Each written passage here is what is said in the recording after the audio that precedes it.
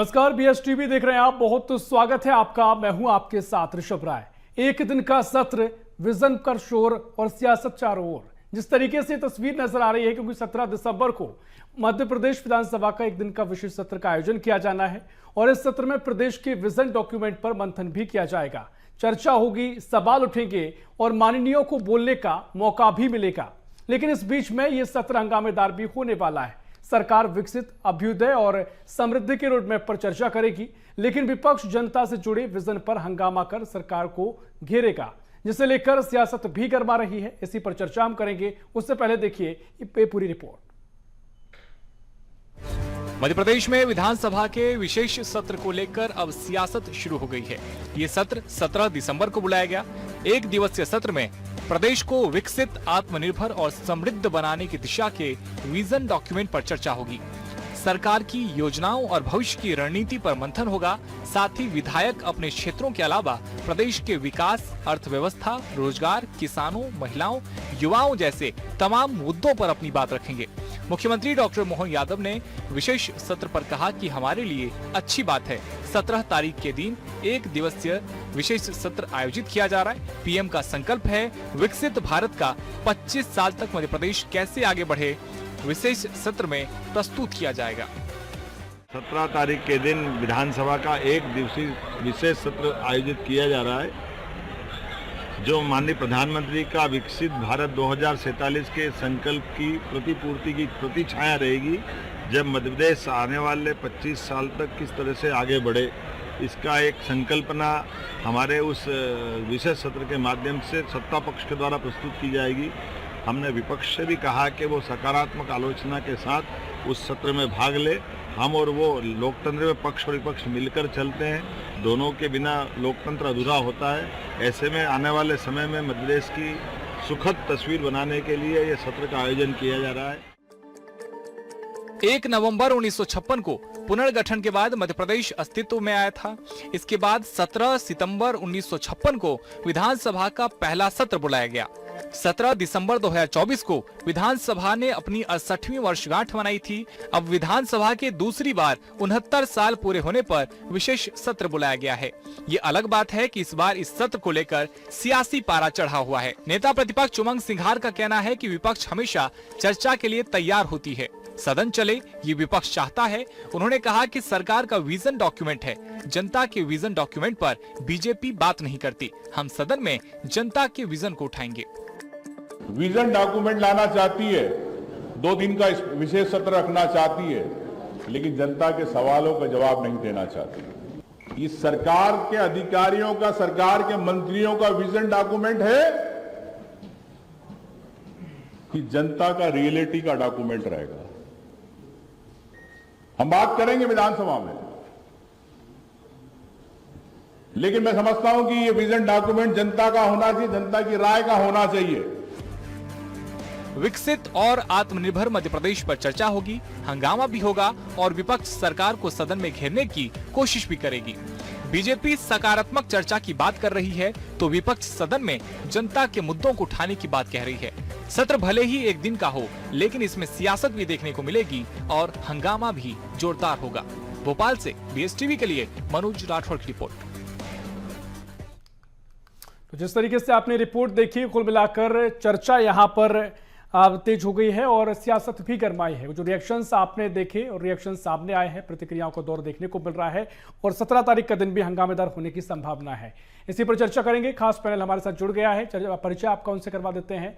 Bharatiya Janata party से सागर कसेरा साहब हैं। सागर जी, बहुत स्वागत है आपका बीएस टीवी में। और साथ ही कांग्रेस से प्रवक्ता हैं डॉक्टर शिंपी अग्रवाल। शिंपी जी, बहुत स्वागत कर रहा हूं आपका बीएस टीवी में। वरिष्ठ पत्रकार हैं आशीष दुबे स्टूडियो में मौजूद हैं। आशीष जी, बहुत स्वागत कर रहा हूं आपका बीएस टीवी में। चर्चा की शुरुआत करेंगे। सागर जी, पहले आप ही के पास आऊंगा, क्योंकि जिस तरीके से ये विशेष सत्र का आयोजन किया जा रहा है, कांग्रेस ने तमाम सवाल किए हैं और वो ये कह रहे हैं कि जो ये पूरा विजन डॉक्यूमेंट आप बता रहे हैं, सरकार का विजन डॉक्यूमेंट है, जनता का विजन डॉक्यूमेंट का क्या है? क्योंकि जनता के सवालों का जवाब बीजेपी ने सरकार नहीं देती है। कई आरोप पहले लगाए गए। क्या कुछ इससे आप चर्चा की उम्मीद कर रहे हैं और विपक्ष जो सवाल उठा रहा है, क्या कुछ आपके पास तर्क है? देखिए ऋषभ जी, सबसे पहले तो आज जिस मुद्दे पर हम ये चर्चा कर रहे हैं, इसका मकसद मध्य प्रदेश के भविष्य को बनाना है। माननीय मोहन यादव जी ने स्पष्ट ही कहा माननीय प्रधानमंत्री नरेंद्र मोदी जी के 2047 के विकसित भारत के लक्ष्य को जी। और उसकी प्रतिपूर्ति को करने के लिए ये जो सत्र है, ये विशेष सत्र जो है बुलाया जाने वाला है। लेकिन मुझे बड़ा दुख हुआ अभी ये सुनकर, जो बाइट आपने चलाई उसमें कांग्रेस के उमंग सिंघार जी राजनीतिक सवाल उठा रहे हैं। तो मैं स्पष्ट तथ्यात्मक और जनता केंद्रित तर्क के साथ कहना चाहता हूं कि यह विशेष सत्र बिल्कुल आवश्यक है, समय पर बुलाया गया है और इसके बिना मध्य प्रदेश का विकास जो है असंगठित रहने वाला था। सबसे पहले हम ये बात करें कि 17 दिसंबर का विशेष सत्र क्यों, तो अपने आप में ही यह एक दिन का विशेष सत्र जो है, इसका मूलभूत उद्देश्य मध्य प्रदेश को विकसित, आत्मनिर्भर और समृद्ध राज्य बनाना है। यह सत्र औपचारिकता से बहुत बढ़कर प्रदेश की लंबी अवधि की नीतियों को, योजनाओं को, निवेश, रोजगार, कृषि और बुनियादी ढांचे की दिशा को तय करने वाला है। अब 17 दिसंबर 1956 को ही मध्य प्रदेश विधानसभा की पहली बैठक हुई थी, तो ये तारीख का अपना ऐतिहासिक महत्व भी है। ठीक बात है। और इस ऐतिहासिक महत्व को और ध्यान में रख करके भारतीय जनता पार्टी की विकास पर चिंतन करने वाली सरकार ने इस विषय पर यह विचार किया कि विमर्श सहयोगियों के साथ हो, अपनों के साथ हो और विपक्ष के साथ हो। सकारात्मक तर्कों के साथ विपक्ष आमंत्रित है, वो अपने सकारात्मक तर्क लेकर आए और प्रदेश को आगे बढ़ाने में अपना योगदान निभाए, क्योंकि लोकतंत्र तो पक्ष विपक्ष दोनों से ही चलने वाला है। ठीक है, डॉक्टर शिल्पी अग्रवाल आपके पास आता हूं, क्योंकि जो सत्ता पक्ष है, बीजेपी सरकार है, वो कह रहे कि सकारात्मक चर्चा होनी चाहिए। अब आने वाले 25 सालों का विकास कैसा होगा, उसको लेकर जो रोडमैप की बात लगातार बीजेपी सरकारों में कही जा रही है, सिर्फ मध्य प्रदेश में नहीं, अलग अलग राज्यों में। हम देख रहे हैं कि कल से छत्तीसगढ़ का सत्र भी शुरू होने वाला है, वहां पर भी यही जो पहले दिन चर्चा रखी गई है उस पर भी विरोध किया गया है, बहिष्कार कर दिया गया है। तो कांग्रेस इस पर सकारात्मक भाव क्यों नहीं दिखा रही है, क्यों इस पर चर्चा नहीं हो सकती है? अलग से विशेष सत्र का आयोजन किया जा रहा है, उसमें भी नहीं हुआ कि पहले आप कह सकते थे कि इसका समय बढ़ जाएगा, या आपके जो मुख्य मुद्दे आप वहां उठाना चाहते हैं इसको बाद में उठाना चाहते हैं, तो विशेष सत्र रखा क्या है? तारीख का भी अपना महत्व है, तो क्यों कांग्रेस सकारात्मक भाव से आगे नहीं आ रही? देखिए ऋषभ जी, ये एक विजनलेस सरकार है जो विजन डॉक्यूमेंट के ऊपर बात करना चाह रही है, और वो भी अपने मन मुताबिक। क्योंकि जब हम कहते हैं कि शीतकालीन सत्र को बड़ा करिए जहां हम जनता के मुद्दों को रखना चाहते हैं, तब तो इस सरकार के पास समय नहीं होता है। और अब जब अपनी सरकार का प्रचार प्रसार करना है तो ये विपक्ष से कहती है कि एक सकारात्मक भूमिका निभाइए। परसों आपके चैनल पे आप ही का कार्यक्रम था ऋषभ जी, जिसमें आपने बताया कि जो 3 विद्युत वितरण कंपनियां हैं वो 42,000 करोड़ के घाटे में चल रही है, और उन्होंने वित्तीय वर्ष 26-27 के लिए प्रस्तावित किया है कि जो बिजली की दरें हैं वो 10% बढ़ा के दी जाएंगी। तो क्या इसके ऊपर सरकार चर्चा करेगी? एक पेड़ माँ के नाम और सारा जंगल अडानी के नाम, ये सिंगरौली पर हमने मुद्दा उठाया था सदन में। शिवराज सिंह चौहान जी ने कहा था कि सिंगरौली को तो हम सिंगापुर बना देंगे, और दूसरी तरफ मोहन यादव की सरकार 6 लाख पेड़ काट के सिंगरौली को तो इतिहास बनाने में लगी हुई है। तो क्या इसके ऊपर चर्चा करेगी भाजपा सरकार?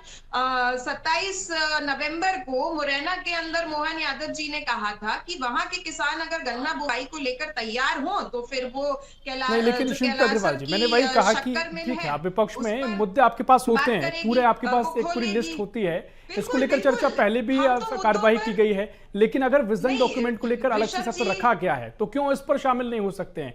ये भी तो जनता के मुद्दे हैं, अभी के तुरंत के ना हो, आने वाले समय क्या विजन डॉक्यूमेंट पे बात करें ऋषभ जी? हम क्या विजन डॉक्यूमेंट पे बात करें? हम तो कह रहे हैं ना, 2 साल बर्बादी बेमिसाल।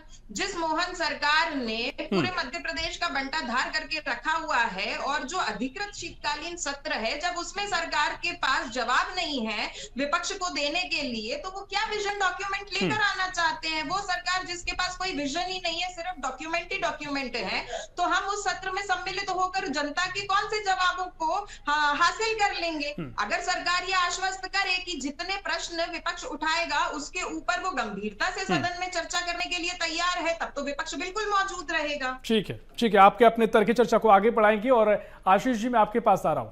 आपने दोनों की प्रतिक्रियाएं सुनी, बीजेपी कांग्रेस के अपने अपने तर्क हैं। विपक्ष का खैर अपना काम होता है, अपनी भूमिका होती है, जिन मुद्दों पर बात नहीं होती है विपक्ष चाहता है कि इन मुद्दों पर भी बात हो, लेकिन अगर ये विशेष सत्र रखा गया है और आने वाले 25 सालों के विकास के रोडमैप पर चर्चा की जा रही है, तो इसमें बहुत आपत्ति मुझे लगता है होनी नहीं चाहिए, लेकिन तर्क हैं, कुछ समय अवधि है, तमाम चीजों की बात होती रही है। आप इसे कैसे देखते हैं? क्या कांग्रेस से जो बातें कह रही है उन पर चर्चा भी आवश्यक है, या फिर जिस जो सत्र रखा गया जिस भाव से उसमें शामिल होना चाहिए, सकारात्मकता दिखानी चाहिए? के विकास का रोडमैप बनाने के लिए या अपना कोई विजन डॉक्यूमेंट लाने के लिए सरकार कोई सत्र बुला रही है, तो उस पर मुझे लगता है कि ये अच्छी पहल हो सकती है, बशर्ते विपक्ष इसमें पूरी तरह से शामिल हो और एक सकारात्मक रूप से एक सहमति की तरफ ये जो विशेष सत्र जिस दिन समाप्त हो, यानी शाम को जब सत्र समाप्त हो, तो एक सकारात्मक सहमति बने, वो बहुत जरूरी है। इसके लिए पहली जो कोशिश होती है वो सत्ता पक्ष की ही होती है, सरकार की ही होगी कि वो विपक्ष को साथ लेकर इस चर्चा में आगे बढ़े। जब अलग अलग मत होते हैं, मतभेद तो तल्खियां बढ़ती हैं, लेकिन मतभेद जो है वो लोकतंत्र का ही हिस्सा है। मतभेद से ही चीजें सुधरती हैं। तो अगर इस तरह से पहले से ही दो बंटवारे हो जाएंगे कि हम सकारात्मक चर्चा चाह रहे हैं, वो सियासत कर रहे हैं, या वो नकारात्मक कर रहे हैं, माइंडसेट की तरह हो गया वो कि भाई साहब हम माइंडसेट चाह रहे हैं, वो नहीं चाह रहे हैं, बिल्कुल वो सारी चीजें बिगड़ जाएंगी। तो सरकार यदि विपक्ष को लेके चले बड़े दिल के साथ, क्योंकि सरकार को देखिए बहुत बड़ा बहुमत है, उसे कहीं किसी तरह का कोई वो नहीं है, तो एक बड़ा दिल सरकार दिखाए और विपक्ष भी आगे आए सरकार के साथ, अगर विकास के लिए कदम ताल करना चाहे तो ये इसकी एक अच्छी उपलब्धि बन सकती है। कांग्रेस जो तर्क दे रही है, आपको लगता है कि जो तर्क वो उचित तर्क है, या फिर क्योंकि विपक्ष है तो निश्चित तौर पर कई लिस्ट होती है, सवाल होते हैं, ये तो उठाए जाते हैं, जब सत्र होगा तब भी सवाल उठते हैं, क्योंकि कई बार सब बिंदुओं पर चर्चा नहीं हो पाती है, कई बार हंगामा इतना ज्यादा हो जाता नहीं हो पाती है चर्चा। लेकिन अभी जो विपक्ष के सवाल है, क्या विशेष सत्र को लेकर ये सवाल अभी उचित बैठ रहे हैं? नहीं, जैसे विपक्ष ने अभी कहा कि वो जनता का विजन या जनता की जरूरत के हिसाब से विकास की बात करते हैं, तो कई बार ये बात सही होती है कि सरकार अपनी तरह से विकास करती है, जनता की मांग या जनता की तकलीफ कुछ और होती है, दोनों चीजें समाहित नहीं हो पाती हैं। तो अगर विपक्ष को भी मैं मानता हूं, विपक्ष आलोचना करे, खूब करे, लेकिन आलोचना भी सकारात्मक होनी चाहिए। आलोचना भी नकारात्मक होगी और सरकार का रुख विपक्ष के प्रति नकारात्मक होगा तो दोनों चीजें बिगड़ जाएंगी। नहीं, निश्चित तौर पर वाकई में, और जो लोग कम से कम जो इन चीजों को समझते हैं, जो राजनीति से जुड़े हैं, सत्रों को देखते हैं, जो लोग कहीं ना कहीं कार्यवाही को समझते हैं, तो वो जरूर ये समझते होंगे कि वाकई में अगर सकारात्मक चर्चा यहाँ पर है तो तमाम सवाल अपनी जगह है, लेकिन इसमें सकारात्मक भाव दिखाना चाहिए। शिल्पी जी के पास में आऊंगा, उससे पहले सागर साहब आपके पास आ रहा हूं, क्योंकि कांग्रेस अगर सहमत नहीं हो रही है तो क्या थोड़ी सी कमी सत्ता वाली पक्ष की भी है, सत्ताधारी पार्टी की भी है, कि आपको भी थोड़ा उनको सहमत करना चाहिए उनको, क्योंकि अगर चर्चा चाहते हैं, उसका कुछ सार निकले, कोई बढ़िया जगह वो मंथन पहुंचे, तो आपको शामिल करना पड़ेगा और कहीं ना कहीं आपकी जिम्मेदारी बढ़ जाती है। ऋषभ जी, बिल्कुल इसी जिम्मेदारी को समझते हुए मैंने अपने प्रथम वक्तव्य में ये विशेष तौर से जोड़ा था कि विपक्ष ने सकारात्मक तर्कों के साथ इस डिबेट में हिस्सा लेना चाहिए, सत्र में आना चाहिए। लेकिन विपक्ष की जो आधिकारिक प्रवक्ता है माननीय सिंपी जी ने, उन्होंने विशेष तौर से जो अपना वक्तव्य अभी आपके समक्ष प्रस्तुत किया है, उससे ये स्पष्ट होता है कि कांग्रेस का जो इस पर बेसिक थॉट प्रोसेस है वो हर बार की तरह वॉकआउट का है। लेकिन मैं यहाँ स्पष्ट करना चाहता हूं कि विजनलेस सरकार क्या होती है, तो सिंपी जी को जरूर समझना चाहिए। विजनलेस सरकार वो होती है जो 15 महीने में 52,000 ट्रांसफॉर्मर जला देती है। विजनलेस सरकार वो होती है जो कर्ज माफी का झूठा पोस्टर छापकर भाग जाती है। और विजनलेस सरकार वो होती है जो सत्र में काम नहीं, वॉकआउट करती है। भारतीय जनता पार्टी की मोहन यादव जी की नेतृत्व में यह सरकार विजन ड्रिवन, मिशन ओरिएंटेड और रिजल्ट फोकस्ड सरकार है। और इसीलिए हमने जब इस सत्र को आयोजित किया है तो 5 साल के बाद का लक्ष्य रखा है। 25 साल बाद किस रूप में मध्य प्रदेश खड़ा होगा, इसका रिकॉर्ड डेटा को प्रस्तुत करने पर, उस पर विमर्श करने के लिए सत्र है। लेकिन 2 साल किस प्रकार से मध्य प्रदेश के इतिहास के बेमिसाल हैं, ये मैं बताना चाहता हूं। जब मध्य प्रदेश की सरकार कहती है मंत्रियों का रिपोर्ट कार्ड जनता के सामने रखा जाएगा, 412 नगराध्यक्षों को सीधे चुनाव का जो है जनता को सौंप दिया गया है, 500 करोड़ के विकास पैकेज को मंजूरी मिल चुकी है, 1200 स्मार्ट स्कूल का लक्ष्य जो है वो बड़े शैक्षणिक में बदलाव किया जा चुका है, 27 जल परियोजनाओं को हरी झंडी मिली है, किसानों को 2068 करोड़ की तत्काल राहत दी जा चुकी है, और अब 17 दिसंबर को जो है विकसित और आत्मनिर्भर मध्य प्रदेश का विजन डॉक्यूमेंट मध्य प्रदेश की गवर्नमेंट लेकर आ रही है। तो आप अपने आप से समझ सकते हैं, प्रदेश की जनता देख रही है कि ये विजन ड्रिवन, रिजल्ट ओरिएंटेड सरकार है, और ये रिजल्ट ओरिएंटेड सरकार रिजल्ट लाने में अपना समय और अपने आप को खपाती है। लेकिन कांग्रेस अगर ये सवाल उठा रही है, क्योंकि विपक्ष के मुद्दे उठाए जाते हैं, बड़ी सूची भी देखी जाती है, चाहे बिजली की बात कही हो या तमाम मुद्दों पर चर्चा होती है, तो क्या आपको लगता है, थोड़ा सा कम शब्दों में रिएक्शन दीजिएगा, क्या आपको लगता है ऐसा क्यों कांग्रेस के सहमत आपसे नहीं हो पा रही? देखिए, कांग्रेस जो है इस समय पर मेंटल विजन लॉस की स्थिति में है। उन्हें यही समझ में नहीं आ रहा है कि कांग्रेस की नीति, नियत, विचार और विचारधारा है क्या, वो इस बारे में कंफ्यूज है कि माननीय राहुल गांधी जी को फॉलो करना है या प्रदेश के अध्यक्ष को फॉलो करना है, या इनके बीच जो खींचतान चल रही है, जो खून से पत्र लिखे जा रहे हैं, उनमें से किसको फॉलो करना है। तो विजन लॉस की स्थिति की है कांग्रेस सरकार जब इस प्रकार की बात करती है, तो अपने आप में ही समझ में आता है कि ये इस समय पर अंतर्द्वंद के कालखंड से गुजर रहे हैं, और इसलिए हमारी पूरी संवेदना इनके साथ है। इस पर मैं और ज्यादा क्या ही कहूँ आपसे। ठीक है शिल्पी अग्रवाल जी, आपने पूरी बातों को सुना, क्योंकि देखिए एक साफ तौर पर तस्वीर जो दिखाई दे रही है, एक चर्चा है, मंथन है 25 साल के विकास को लेकर, अगले 5 साल के बाद क्या स्थिति बननी है, किस तरह से काम किया जाना है। तो ये तो विजन ही हुआ, एक रोड मैप तो हुआ है, तो ये तो साफ दिखाई देता है। अब तमाम आपके तर्क हो सकते हैं, मुझे लगता है उसकी कई जगह होती है, कई बार कार्रवाई जो आमतौर पर चलती है वहां पर आपके सवाल उठाए जाते हैं, लेकिन इसमें तो कम से कम मुझे लगता है कि इस तरह के प्रयास की बहिष्कार करें या फिर वॉकआउट हो, ये शायद ना हो तो बेहतर है, क्योंकि ये जनता से जुड़े मुद्दे भी है। हो सकता है कि आप तमाम तर्क देते हैं, सरकार से मुद्दे, सरकार का विजन हो, जनता से जुड़ा विजन हो, काम तो जनता के लिए ही हो रहा है। आदरणीय ऋषभ जी, पहली बात तो ये कि जनता के मुद्दों को उठाना नकारात्मक कैसे होता है, ये बात हमें समझ में नहीं आ रही है। और ये तो भारतीय जनता पार्टी की विजनलेस सरकार है, जिसके पास न नेतृत्व है, न नीति है, न नियत है। दिग्विजय सिंह जी के शासन में सरकार का जितना कुल बजट हुआ करता था ना, उससे भी ज्यादा बजट तो वर्तमान में मध्य प्रदेश के शिक्षा विभाग का है। क्या ये मोहन यादव जी बता पाएंगे कि 56 लाख बच्चे घट जाते हैं स्कूल से और 37,000 करोड़ का आप बजट कर देते हैं? तो ये तो भारतीय जनता पार्टी की अकाउंटेबिलिटी है, जो बच्चों का निवाला तक खा जाती है। ये बात करते हैं लगभग 30 लाख करोड़ का निवेश जो है वो मध्य प्रदेश में आया है, जिससे 23 लाख नौकरियों का सृजन करेंगे। क्या इसके ऊपर कोई श्वेत पत्र मध्य प्रदेश सरकार जारी करेगी? क्योंकि इतना निवेश वाकई में अगर धरातल में आ जाएगा तो न सिर्फ मध्य प्रदेश की बेरोजगारी दूर हो जाएगी, बल्कि पूरे देश के अंदर हम तो एक इंडस्ट्रियल रेवोल्यूशन लेकर आ जाएंगे। तो क्या इस पे सरकार बात कर पाएगी? क्या ये सरकार की अकाउंटेबिलिटी है कि जिस पुल को 18 महीने में बन जाना चाहिए वो 8 साल में बन के तैयार लेकिन शिल्पी अग्रवाल जी, तो आपके सवाल है, स्वाभाविक सवाल होना चाहिए, विपक्ष की आपकी भूमिका है, लेकिन आप चर्चा में तो शामिल होना, क्योंकि चर्चा तभी होगी ना जब कुछ रोड मैप लाया जाएगा, विजन लाया जाएगा, उसी पर तो सवाल निकलेंगे। आदरणीय ऋषभ जी, हम तो चर्चा में शामिल होते हैं ना, और ये जो वॉकआउट पे बात कर रहे हैं, तो देखिए ये तो इनके खुद के माननीय मुख्यमंत्री हैं, जिन्हें सदन से समय मिलता है तो ये तो शिकारा में सैर सपाटा करने चले जाते हैं बड़े तालाब पर, जबकि हमारी सरकार जो है वो सड़क पर भी मुद्दे ही उठाती रहती है। तो हम कितने गंभीर हैं इस प्रदेश के लिए, उसी से विपक्ष की अकाउंटेबिलिटी समझ में आ जाती है। क्या ये मध्याह्न भोजन के ऊपर बात कर लेंगे? क्या ये किसानों की हालत पर बात कर लेंगे? क्या ये महिला सुरक्षा की उस पर बात कर लेंगे? इन्होंने राजधानी को जो है ना वो एमडी ड्रग और नकली नोट का सिंडिकेट बना दिया है। 20 साल के अंदर मास्टर प्लान नहीं लेकर आए हैं और मेट्रोपॉलिटन पर विजन डॉक्यूमेंट लेकर आ रहे हैं। तो ये तो जीरो अकाउंटेबिलिटी की सरकार है। ठीक है, आपका तर्क महत्वपूर्ण है, विपक्ष में आप है, लेकिन आपका सीधी बात है, जो कमियां हैं, खामियां हैं, इस पर चर्चा भी होनी चाहिए। लेकिन जो सरकार सत्ता पक्ष है वो यही कहता है कि जो बेहतर हम करना चाह रहे हैं, जो हमारा रोड मैप है, कमियों पर बात कम होती है। खैर, ठीक बात आपने कही, चर्चा को आगे बढ़ाएगा। आशीष जी, आपके पास आऊं उससे पहले कुछ कहना चाह रहे हैं आप सागर कसेरा साहब, क्विक रिएक्शन। जी, मैं स्पष्ट तौर से कहना चाहता हूं कि जनता के सवालों से जो भागता है वही वॉकआउट करता है, और जो जनता के भविष्य के लिए काम करता है वो विजन डॉक्यूमेंट लेकर आता है। तो कांग्रेस यहाँ पर सवाल गिना रही है, भारतीय जनता पार्टी जो सवालों का समाधान जो है वो सड़क पर जनता के बीच उतारती है।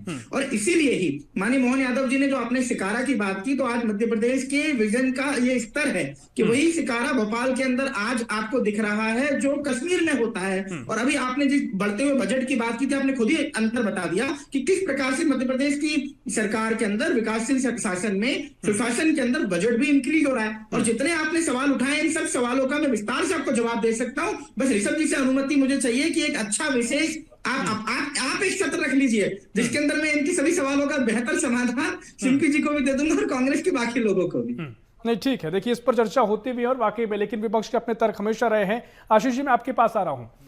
जो बातें कही गई हैं, जो शिल्पी जी बात कह रही हैं, क्योंकि महत्वपूर्ण भूमिका विपक्ष होता है, अब तमाम तरह की बात तो तय है कि सरकार अगर कोई भी चीज़ चर्चा ला रही है, कोई विशेष सत्र रखा गया है, तो निश्चित तौर पर बेहतरी जो और हो, जो काम होने हैं उनको लेकर हो, तो एक सकारात्मक भाव दिखाई देता है। लेकिन विपक्ष की जो भूमिका है, जिन चीज़ों के लिए विपक्ष आगाह करता है, कमियां, उन कमियों पर बात शायद नहीं होती है। अब जो काम किए जाने हैं उनको लेकर चर्चा होगी, अब वो कितने हो पाएंगे, नहीं हो पाएंगे, जो पूर्व में कितने हुए हैं, ये जिम्मेदारी पूर्वक विपक्ष सवाल उठाता है। तो इन विपक्ष के सवाल कितने उचित आप देखते हैं? क्योंकि सरकार तो मुझे लगता है कि इन पर बहुत चर्चा हम देखते कि नहीं हो पाती है, होती भी है तो सिर्फ एक सवाल जवाब हो जाते हैं, लेकिन ऐसा बहुत मंथन हम नहीं देखते कि होता हो।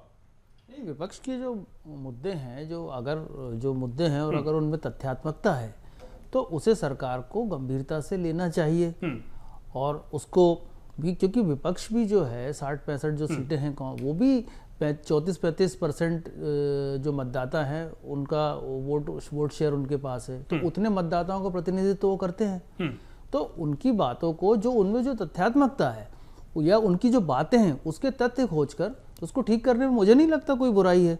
लेकिन आलोचना जैसा कहा जाता है कि कई बार आलोचना भी अच्छे के लिए हो जाती है। सामने वाला हो सकता है किसी और वजह से आलोचना कर रहा हो, सियासत की वजह से, लेकिन इससे सत्ता पक्ष भी इसका फायदा भी ले सकता है। जैसा कहा भी जाता है कि निंदक नीरे राखिए, तो इस तरह से हो सकती हैं चीजें। अगर ये डिपेंड करता है सरकार लेकिन आशीष जी, मुझे लगता है ये परंपरा बहुत टाइम से दिखती नहीं है कि आलोचना हो रही है उसे उचित तरीके से लिया जाए। ये सिर्फ सियासी रूप से हम बार देखते हैं कि आलोचना हो, उससे कुछ निकले कि भाई एक कमियां गिनाई गई हैं तो उन पर काम हो। अब सीधा ये कह दिया जाता है कि विपक्ष के पास बेबुनियाद आरोप हैं, कोई तथ्य तर्क नहीं है। विपक्ष कह देता है कि कुछ काम ही नहीं हो रहा है, विपक्ष भी लगातार सवाल खड़े करता है। कुछ अगर हो रहा है तो उसे स्वीकार करना भी आवश्यकता दिखाई देती है। आपको लगता है स्थिति है? नहीं, बिल्कुल इस तरह की चीजें हैं। थोड़ा सा ये दुर्भाग्यजनक है और सब जगह है, या यहाँ नहीं, सब जगह इस तरह का ट्रेंड है कि विपक्ष की बातों को एकदम से नकारा जाता है। सरकार इधर की हो या उधर की हो, राज्यों में कई अलग अलग सरकारें हैं, तो इसको इस तरह नकारा जाता है। और विकास का श्रेय जो है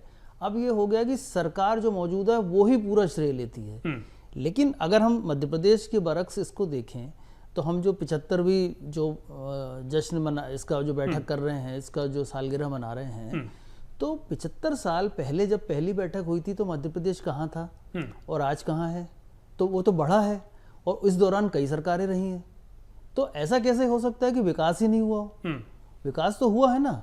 और कोई भी सरकार जो चुनाव के जरिए आती है, कोई भी दल, वो विकास को एक कोने में रख करके और कैसे वो रिस्क लेगा? सभी लोग काम करते हैं, कुछ अच्छे होते हैं, कुछ बुरे होते हैं, लेकिन ओवरऑल तो वो काम होते हैं। तो ये जो काम है 75 साल के, तो उसमें अगर उस पहली बैठक से अभी तक देखेंगे तो मौजूदा सरकार को ही पिछली सरकार को कुछ श्रेय देना होगा और पिछली सरकार के लोगों को भी इस सरकार को श्रेय देना होगा कि इसने कुछ किया। तो जब इस एक अंतिम सहमति तक ये सत्र पड़ेगा तो ही इसकी कोई प्रासंगिकता है, कोई इसकी उपयोगिता रहेगी। बिल्कुल। और बाकी में ठीक आपने कहा, काम तो होते हैं, सिस्टम भी जो स्ट्रक्चर इसका बनावट जो है वो संवैधानिक तौर पर जो है, काम नहीं भी करोगे तो करना पड़ता है, काम करना पड़ेगा, पूरा सिस्टम ऐसा बनावट इसकी है। लेकिन शिल्पी अग्रवाल जी, जो महत्वपूर्ण बात आशीष जी ने कही कि आलोचना करना ठीक है, लेकिन अगर उचित तर्क हो, सही समय पर तर्क रखे जाएं तो उनको वाकई में हो सकता है कि सत्ताधारी पार्टी एक बार ना स्वीकार करे, लेकिन जनता के भी जब वो जाएंगे तो उनका असर होता है। तो क्या उचित तर्क यहाँ पर अभी कांग्रेस के पास दिखाई दे रहे हैं?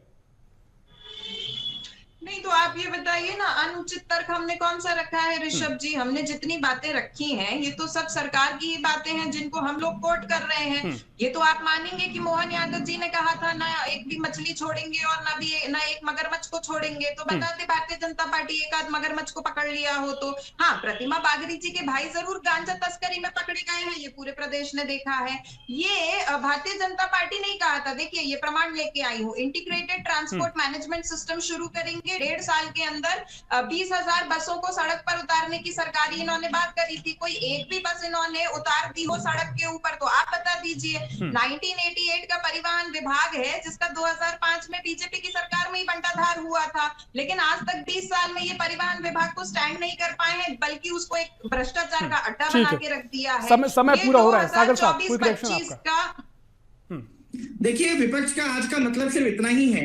अगर सरकार ग्राउंड पर समस्याओं की बात करे तो ड्रामा बनाओ, अगर सरकार दीर्घकालिक समाधान की चर्चा करे तो प्रचार बनाओ। और कांग्रेस को किसी भी स्थिति में समाधान अच्छा लगता ही नहीं, क्योंकि समाधान से राजनीति उनकी कमजोर होती है। इसलिए बेतुके जो सवाल हैं उसको उठाना और चर्चा से भाग जाना, ये कांग्रेस की पुरानी नीति रही। और मुझे लगता है अब भी जो शिल्पी जी जिस प्रकार से अपना विमर्श रख रही है, मुझे लगता है कि इस सत्र में भी कांग्रेस यही करने वाली है। लेकिन प्रदेश की जनता बहुत समझदार है, उसे समझ में आती है और इसीलिए भारतीय जनता पार्टी जनता की बात सुनती है। और जनता जो है मध्य प्रदेश की मोहन यादव सरकार का विजन डॉक्यूमेंट देखना चाह रही है और वही विजन डॉक्यूमेंट हम 17 दिसंबर को उनके समक्ष रखेंगे। ठीक है। देखिए, आपके अपने तर्क हो जाते हैं। कई बार ये होता है कि जब तर्क एक साथ आते हैं तो वो किस पर्पज से, किस संदर्भ में सवाल होता है, उसके जवाब के मुताबिक चीजें मिलती है नहीं मिलती हैं। खैर, ये देखना बड़ा मुश्किल होता है, लेकिन जनता इसको चीज बेहतर समझती है। और ठीक आपने कहा था सागर साहब के एक विशेष सत्र होना चाहिए, मीडिया के मंच पर भी होना चाहिए, इस पर एक लंबी चर्चा हो सके। खैर अभी समय इतना ही है। बहुत शुक्रिया आपका, बहुत शुक्रिया शिल्पी जी आपका, बहुत शुक्रिया आशीष जी आपको चर्चा में शामिल होने के लिए। तो कुल मिलाकर जिस तरीके से विधानसभा का विशेष सत्र मध्य प्रदेश में होना है, अब सियासत गरमाई हुई है, विपक्ष के अपने तर्क हैं, विपक्ष तमाम सवालों को लेकर पहुंचा है, जो कमियां लगातार विपक्ष गिनाता रहा है, लेकिन सरकार का अपना तर्क है कि भविष्य के विकास को लेकर, विस्तार को लेकर, समृद्धि को लेकर जो चर्चा है उस पर सकारात्मक भाव अपनाना चाहिए। खैर क्या तस्वीर होगी देखना महत्वपूर्ण होगा। फिलहाल के लिए इस खास पेशकश में इतना ही। देश प्रदेश की और भी खबरों के लिए देखते रहिए BSTV। नमस्कार।